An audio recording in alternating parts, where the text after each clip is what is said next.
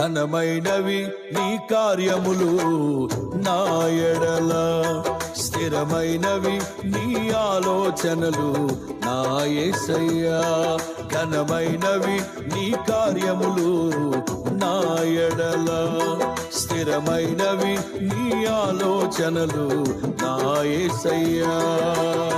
కృపలను పొందుచు కృతజ్ఞత కలిగి స్తుతులర్పించెదను అన్ని వేళలా.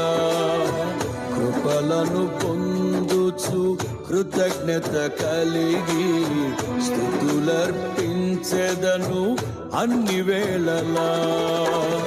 అనుదినము నీ అనుగ్రహమే, ఆయుష్కాలము నీ వరమే.